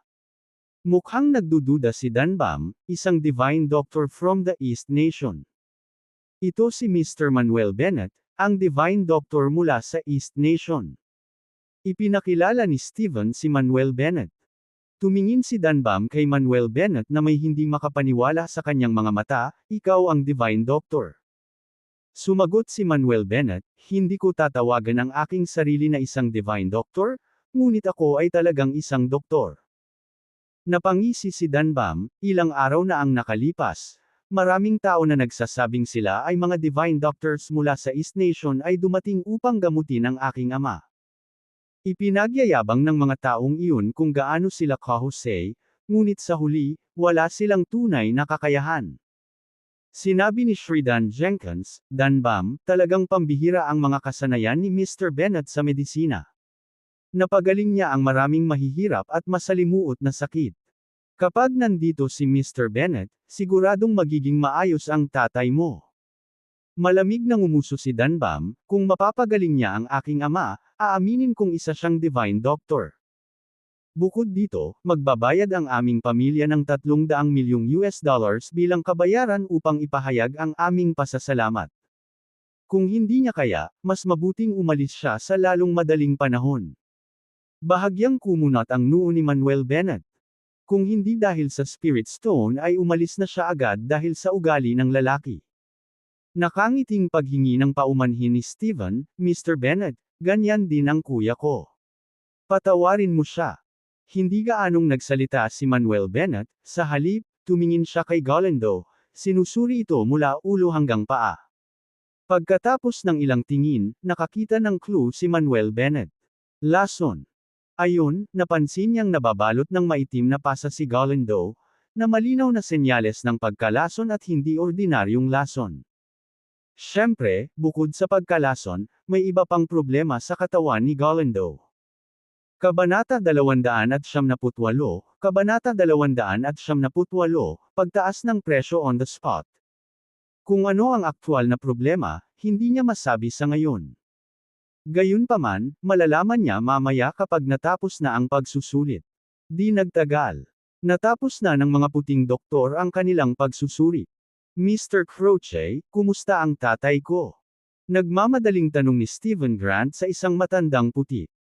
Umiling ang puting matandang nagngangalang Croce at sinabing, Mr. Grant, ilang beses na naming sinuri ang iyong ama, ngunit hindi namin malaman kung anong klaseng sakit ang mayroon siya.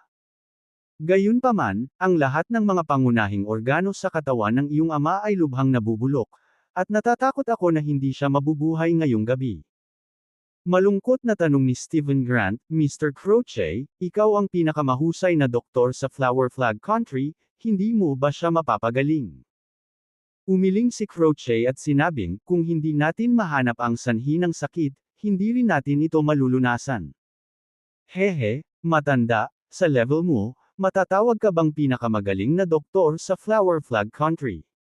Mukhang ang iyong pangkat ng Hopkins ay walang iba kundi iyon. Sa pagkakataong ito, isang binata na nakasuot ng puting casual na damit, malinis ang mukha, guwapong hitsura, at may hawak na pamaypay na nakatupi. Malungkot na sabi ni Croce, anak, hindi talaga natin malalaman ang sakit ni Mr. Galindo, di ba? Oo naman. Mayabang na sabi ng binata, kung kahit ako ay hindi malaman ang sakit ni Mr. Galindo, walang sinuman sa mundo ang makakaalam. Ang laki ng tono ng binatang ito, sino siya? Tanong ni Sheridan Jenkins kay Stephen Grant. Sumagot si Stephen Grant, ito si Cohen Cooper, ang anak ng sect leader ng Hans Medical Gate, ang numero 1 medikal na sekta sa Kimchi Country. Sinasabing si G. Cooper ay may pambihirang talento sa larangan ng medisina, na may napakataas na kasanayan sa medisina at nakagamot sa maraming malalaking figure. Sa makatuwid, si Mr. Cooper ay itinuturing din na kinabukasan ng larangang medikal sa Kimchi Country at kilala bilang ang munting miracle doctor. Hans Medical Gate. Biglang huminto si Manuel Bennett. Nabanggit noon ni Joan Holman na ang 9th medical competition na gaganapin sa East Nation ay dadaluhan ng Hans Medical Gate mula sa Kimchi Country. Wala siyang magandang nararamdaman tungkol sa Kimchi Country. Ang bansang ito ay isang magnanakaw, ninakaw ang karamihan sa kultura ng East Nation at inaangkin ito bilang kanilang sarili. Halimbawa, walang kahihiyan nilang ninakaw ang tradisyonal na gamot mula sa East Nation at pinalitan ang pangalan nito ng Hans Medicine. Nagtanong si Stephen Grant, Mr. Bennett, alam mo ba ang tungkol sa Hans Medical Gate? Tumango si Manuel Bennett at sinabing, I've heard of it. Sa oras na ito, magalang na sinabi ni Danbam, Mr. Cooper, sana mailigtas mo ang aking ama. Inalis ni Cohen Cooper ang kanyang natitiklop na pamaypay at buong kumpiyansa na sinabi, huwag kang mag-alala, ako na ang bahala. With that, inabot niya ang kanyang folding fan sa isang disipulo ng Hans Medical Gate, saka iniunat ang kamay para kunin ang pulso ni Mr. Galindo. Makalipas ang ilang minuto, binawi ni Cohen Cooper ang kanyang kamay.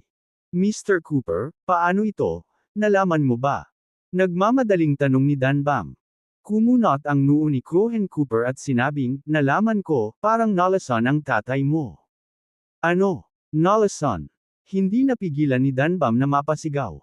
Hindi makapaniwalang tanong din ni Stephen Grant, paano ba iyon, paano nalason ang aking ama? Sinabi ni Cohen Cooper, maingat kong sinuri ang katawan ni G. Galindo at nalaman kong nalason nga siya, at ito ay isang talamak na lason.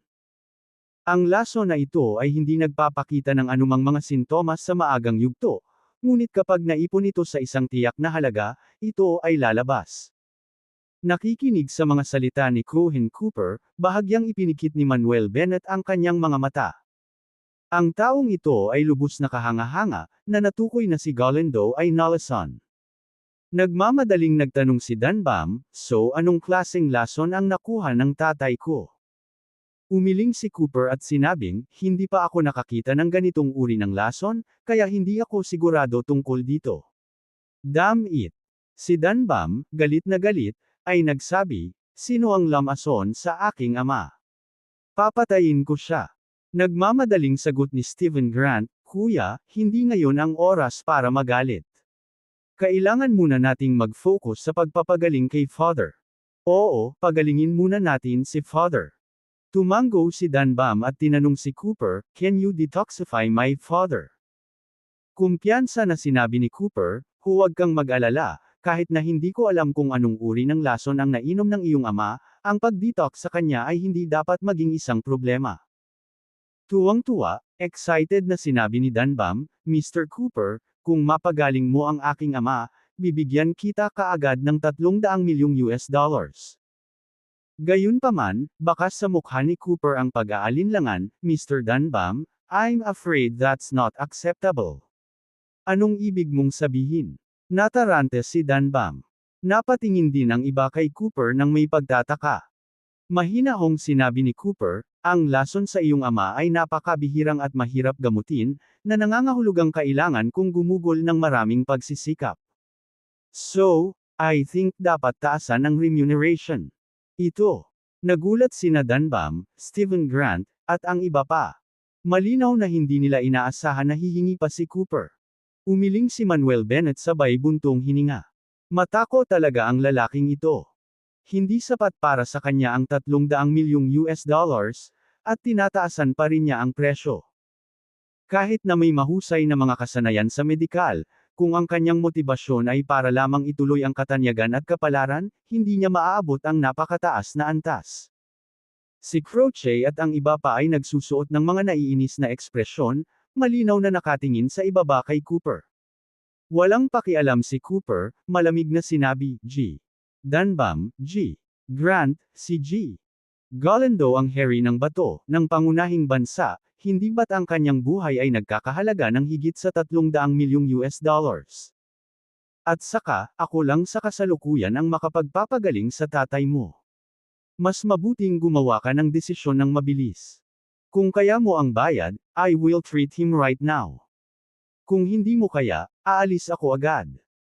Kumuyam ang ngipin ni Danbam at sinabing, mabuti, Mr. Cooper, hanggat mapapagaling mo ang aking ama, handa kaming bayaran ka ng 400 milyong US dollars.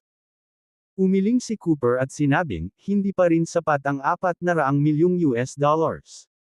Magkano ang gusto mo? Nagalit si Danbam. Kung hindi dahil sa kakayahan ni Cooper, hindi siya magiging magalang. Sinabi ni Cooper, magdagdag ng isa pang 100 milyong US dollars, at sisimulan ko kaagad ang paggamot. Nang hindi naghihintay na magsalita si Danbam, sinabi ni Stephen Grant sa malalim na boses, fine, 500 milyon US dollars it is. Mas katulad niyan.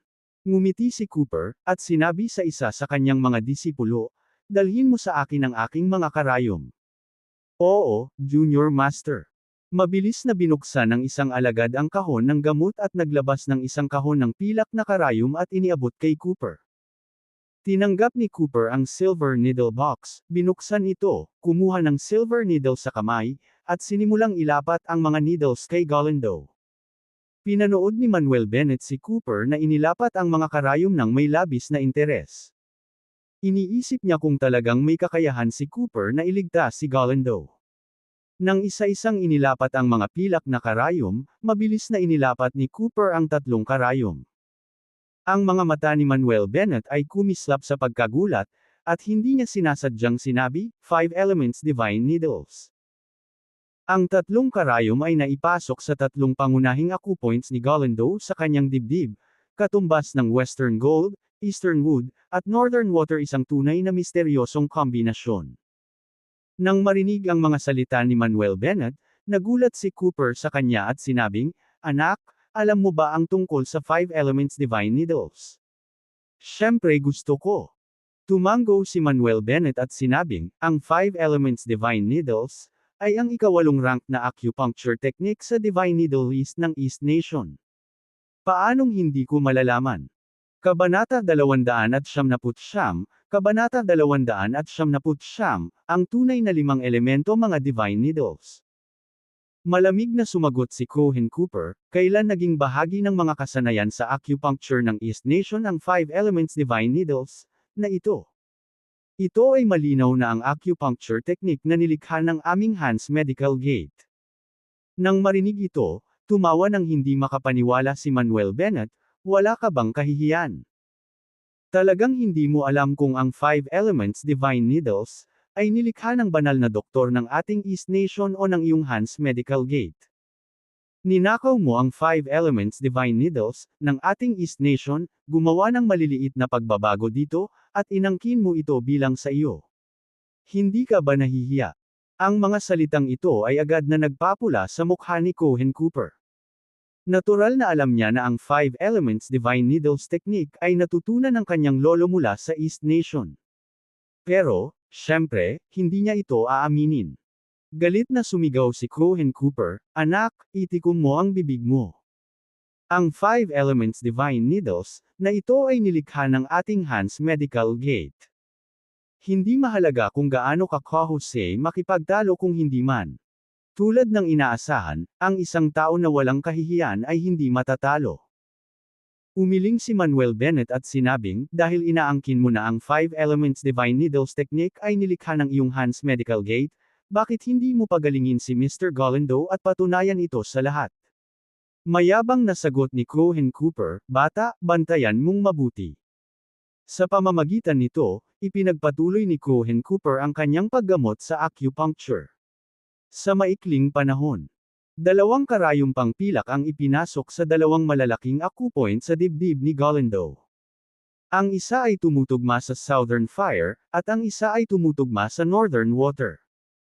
Ang 5 pilak na karayom ay ipinamahagi sa 5 direksyon, na sumasakop sa 5 elemento ng ginto, kahoy, tubig, apoy, at lupa. Habang ipinapasok ang 5 pilak na karayom, mahigit 10 minuto lang ang lumipas. Unti-unting kumupas ang malabugbog na kulay ni Galindo sa mukha at katawan. Sa pagkakalat ng kulay, nagsimulang bumalik sa normal ang kulay sa mukha at katawan ni Galindo. Tuwang-tuwa si Danbam, as expected of Mr. Cooper, "These medical skills are really amazing. Mukhang bumuti ng husto ang kalagayan ng tatay ko." Napabulalas din si Stephen Grant, tunay ngang pambihira ang mga kasanayang medikal ni Mr. Cooper. Mr. Cooper ay talagang isang kamangha-manghang doktor mula sa Kimchi Country.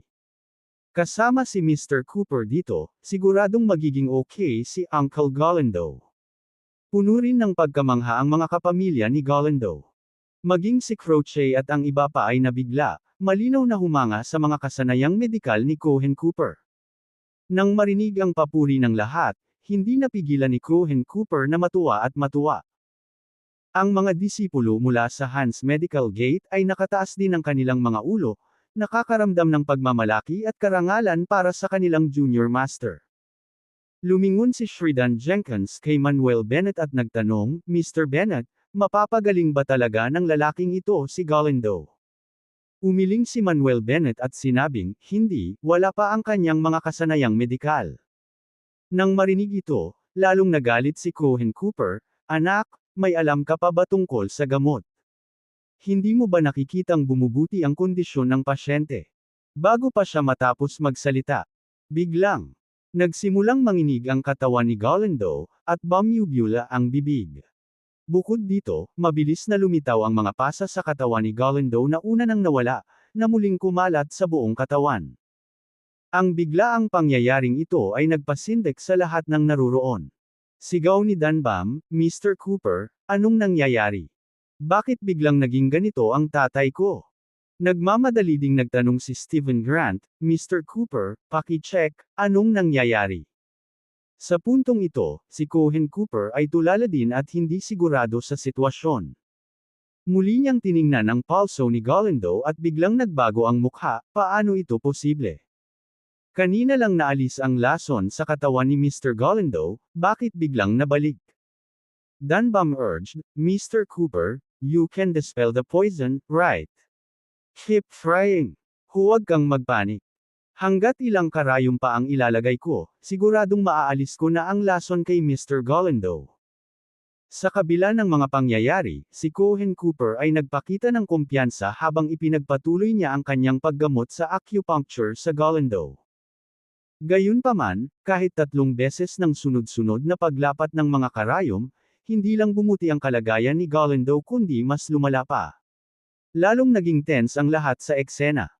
Maging si Cohen Cooper ay nagsimulang magpanik, namumuo ang mga butil ng malamig na pawis sa kanyang noo. Ano ang nangyayari? Bakit hindi ito gumana? Nang si Cohen Cooper ay magbibigay ng mas maraming karayom. Sumigaw si Manuel Bennett, "Tumigil ka. Kung itutuloy mo, walang dodang mamamatay si Mr. Galindo." Sa malakas na sigaw na iyon, natakot si Cohen Cooper, na naging sanhi ng panginginig ng kanyang kamay at ang mga pilak na karayom ay nahulog sa lupa. Galit na umungal si Cohen Cooper, "Anak, ano ang sinisigawan mo? Kung may mangyari kay Mr. Galindo, mananagot ka ba?" Bago niya matapos ang kanyang pangungusap, ang katawan ni Galindo ay nagsimula ng mas marahas, at ang puting bula ay patuloy na umaagos mula sa kanyang bibig. Ang 20 pilak na karayom na nauna nang natusok sa kanyang katawan ay nalaglag lahat. Sa sobrang takot ni Cohen Cooper ay hindi siya makapagsalita, nanginginig ang buong katawan. Sumigaw si Dunbam, "Mr. Cooper, ano pa ang hinihintay mo? Ipagpatuloy mo ang paggamot sa kanya." Nakiusap din si Stephen Grant, "Mr. Cooper, mangyaring iligtas ang aking ama." Ako. Nauutol na sabi ni Cohen Cooper, hindi alam ang gagawin. "This guy is utterly unreliable. I'll do it." Malakas na nagsalita si Manuel Bennett at saka humakbang pasulong. Mabilis na tanong ni Stephen Grant, "Mr. Bennett, kaya mo ba talagang gamutin ang aking ama? Huwag kang mag-alala, ipaubaya mo na sa akin." Si Manuel Bennett ay walang pakialam na nagsalita, pagkatapos ay naglabas siya ng isang kahon ng mga pilak na karayom, pinakilos ang kanyang tunay na chi sa loob, at iwinagayway ang kanyang kamay. Western Gold. Whoosh! Umalangaw-ngaw sa silid ang tunog ng butas sa hangin. Agad na lumipad ang isang pilak na karayom, gumuhit ng isang arko sa kalangitan at tumpak na tumama sa isang acupoint sa dibdib ni Galindo. Buzz! Habang nanginginig ang pilak na karayom, naging matatag ang katawan ni Galindo, at tumigil siya sa panginginig. Isang karayom lang ang nakapagpatahimik kay Mr. Galindo. Nakakamangha, di ba? Hindi ko inaasahan na ang batang ito ng East Nation ay nagtataglay ng ganoon kalalim na kasanayan sa medisina. Maaaring itong East Nation na batang ito ang tunay na Divine Doctor. Nagulat ang lahat ng naroon sa kanilang nakita. Si Dunbam at Stephen Grant, na noong una ay maliit ang pananampalataya kay Manuel Bennett, ay medyo kumbinsido na ngayon. Inaasahan ito ni Sheridan Jenkins at ngumiti. Sinulyapan ni Manuel Bennett si Cohen Cooper at walang pakialam na sinabi, "Ngayon, hayaan mong ipakita ko sa iyo kung ano ang totoong 5 Elements Divine Needles." Bukod sa Heavenly Road 9 needles, ang iba pang 9 na divine needle sa Divine Needle List ay lahat ay naitala sa The Immortal Medicine Treasure, at na-master na niya ang mga ito. Kung tutuusin, para matutunan ang top-ranked Heavenly Road 9 needles, kailangan mo nang matutunan ng isa ang iba pang 9 na divine needles. Pagkasabi nito, muling ibinaba ni Manuel Bennett ang kanyang kamay. Easternwood. Whoosh! Ang ikalawang pilak na karayom ay bumaril sa langit, mahigpit na tumusok sa pangalawang major acupoint sa dibdib ni Galindo. Matapos ang ikalawang pilak na karayom ay pumasok sa acupoint, si Manuel Bennett ay hindi tumigil at ipinagpatuloy ang paggamot ng may buong pagtuon. Northern Water. Whoosh! Ang ikatlong pilak na karayom ay lumipad at tumusok sa ikatlong acupoint. Southern Fire. Whoosh! Ang ikaapat na pilak na karayom ay lumipad palabas at tumusok sa ikaapat na acupoint. Central Earth. Whoosh! Ang ikalimang pilak na karayom ay lumipad at tumusok sa ikalimang acupoint. Hanggang sa lahat ng limang pilak na karayom ay natusok sa limang pangunahing acupoint sa dibdib ni Galindo. Buzz buzz buzz. Lalong lumakas ang tunog ng limang pilak na karayom na nanginginig, at naglabas sila ng nakasisilaw na gintong liwanag. Ang ginintoang liwanag na ito ay nag-intertwine upang bumuo ng isang pentacle totem, na ang bawat punto ay tumutusok sa isang pilak na karayom, na tumutugma sa isang tiyak na direksyon. Ito ay hindi kapani-paniwalang mapaghimala at mahiwaga. Napatulala si Cohen Cooper. Alam talaga ng batang ito ang 5 Elements Divine Needles, at ang kanyang diskarte ay mas mahusay kaysa sa kanyang ama at lolo. Sino ba talaga ang batang ito? Kabanata 300, Kabanata 300, Ikaw ang Immortal. Wala pang 10 minuto. Sa harap ng mga mata ng lahat, nakita nila ang mga pasa sa katawan ni Galindo na parang agos ng tubig, at ang kanyang buong katawan ay nanembalik ang kulay nito. Buong ayos na ang kalagayan ni Galindo, wala ng kumbulsyon at hindi na bumubula ang bibig. Gulat na gulat pa rin ang mga naruroon sa kanilang nasaksihan. Ang panunood ni Manuel Bennett na naglalagay ng mga karayom ay parang nanunood ng isang palabas sa sining. Nagkaroon ng katahimikan saglit. Mr. Bennett, okay na ba ang tatay ko? Magalang na tanong ni Danbam kay Manuel Bennett. Ngayon, alam na niya na si Manuel Bennett ang may tunay na kakayahan. Higit na mas mahusay siya kaysa sa sakam at mapagpanggap na si Cohen Cooper. Habang sinusuri ni Manuel Bennett ang katawan ni Galindo, sumagot siya, naalis ko na ang lason sa iyong ama. Mr. Bennett, mula nang maalis ang lason, bakit hindi pa gumising ang aking ama? Magalang na tanong ni Stephen Grant. Sumagot si Manuel Bennett, bagaman ang lason sa katawan ng iyong ama ay naalis na, mayroon pa ring iba pang mga problema dito. Ibang problema. Biglang natigilan si Stephen. Tanong ni Danbam, Mr. Bennett, ano pang problema ng tatay ko? Sagot ni Manuel Bennett, bukod sa nalason, isinumpa pa ang iyong ama. Ang pamamaraang ito ay lubhang mabisyo, at hindi matukoy ng mga ordinaryong doktor ang isyu sa katawan ng iyong ama. Kahit na malaman nila na nalason ang iyong ama, hindi nila malalaman na siya ay isinumpa. Sa makatuwid, hanggat nananatili ang sumpa, walang silbi ang pag-alis ng lason ng maraming beses. Ano ang dapat nating gawin kung gayon? Puno ng gulat ang mukha ni Danbam, hindi na ba gagaling ang tatay ko? Nakiusap si Stephen, Mr. Bennett, hanggat iligtas mo ang aking ama, handa kaming bayaran ka ng $500 milyong bilang gantimpala. At mula ngayon, ikaw na ang magiging benefactor ng aming pamilya, at kahit anong ipagawa mo sa amin sa hinaharap, hindi kami magdadalawang isip. Bahagyang ngumiti si Manuel Bennett at sinabing, hindi na kailangang magmadali, sinuri ko na siya ng maigi. Kahit na ang sumpa sa katawan ng iyong ama ay malas, ito ay isang maliit na pamamaraan lamang, at ito ay wala sa akin. Hanggat nawasak ang isinumpang bagay, gagaling ang iyong ama. Talaga. Tuwang-tuwa si Danbam, then please action immediately. Ngumisi si Cohen Cooper, anong sumpa? Gumagawa ka lang. Malamig na sabi ni Danbam, Mr. Cooper, please show more respect to Mr. Bennett.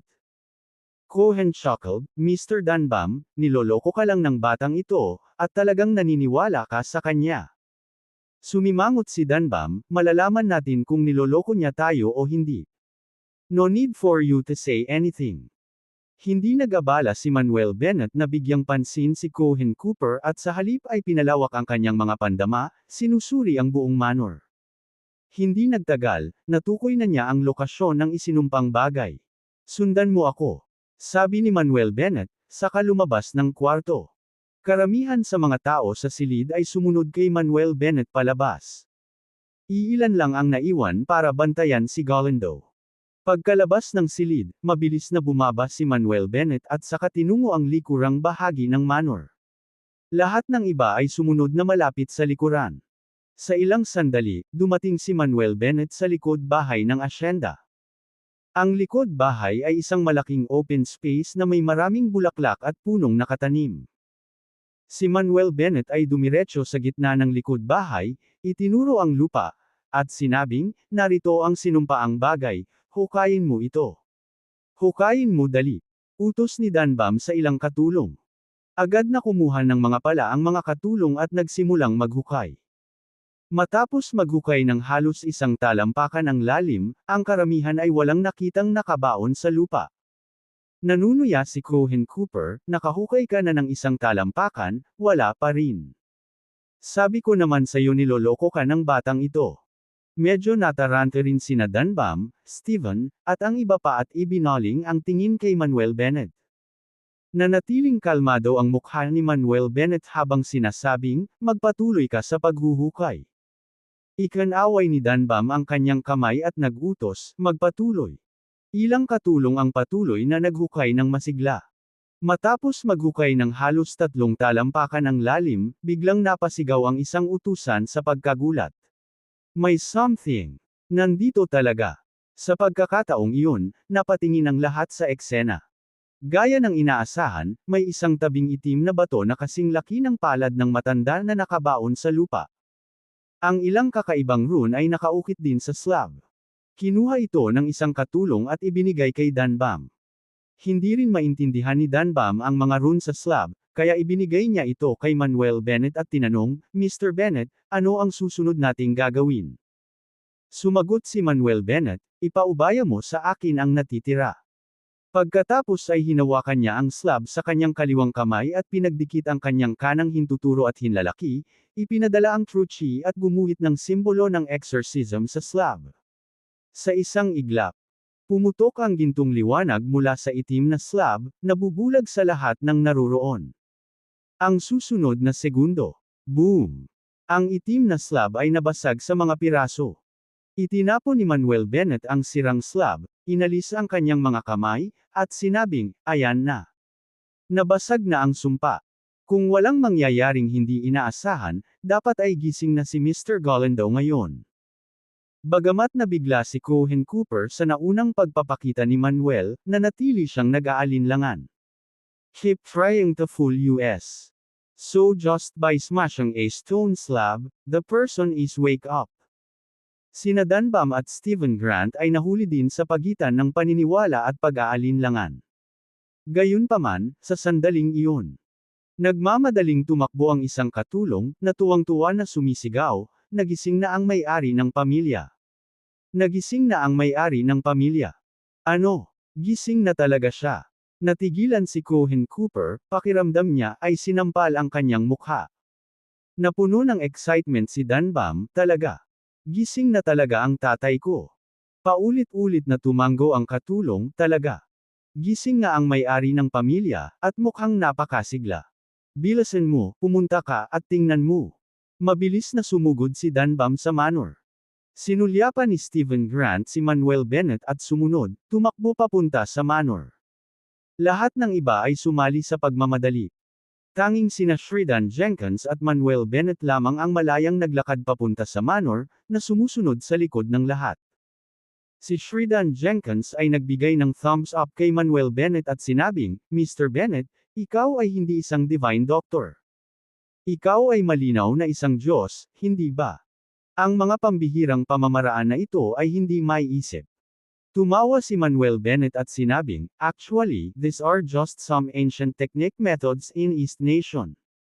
Kaunti lang ang nakikita ng mga tao sa kanila ngayon, kaya parang milagro. Umiling si Sheridan Jenkins at sinabing, Mr. Bennett, masyado kang mahinhin. Sa puso ko, para kang bathala. Sa oras na ito, sa isang kwarto sa 3rd floor. Nakaupo si Galindo sa kama, mukhang malusog at masigla, na parang walang mali sa kanya. Tatay. Sinakal nina Danbam at Stephen Grant ang kanilang mga hikbi at sumugod sa kanya. Nagmamadaling tanong ni Stephen Grant, Tay, ano ang pakiramdam mo? Mas maganda na ba ang katawan mo ngayon? Ngumiti si Galindo at sinabing, mas bumuti na ang pakiramdam ko ngayon, at ayos na ako. Ngayon ko lang narinig ang nangyari. Malamang, pinagaling ako ng isang divine doctor mula sa East Nation. Nasaan na ang divine doctor? Tumingin siya kay Cohen Cooper. Hindi kaya ikaw ang nagpagaling sa akin? Namula ang mukha ni Cohen Cooper, ngunit wala siyang sinabi. Sinabi ni Danbam, syempre hindi ang taong ito. Wala siyang ganoong kakayahan. Naguguluhang tanong ni Galindo, so sino yun? Kailangan kong ipahayag ang aking pasasalamat sa Divine Doctor na ito. Haha, kuya, dumating na ang Divine Doctor na sinasabi mo. Sinabayan ng tawanan, pumasok sa silid sina Sheridan Jenkins at Manuel Bennett.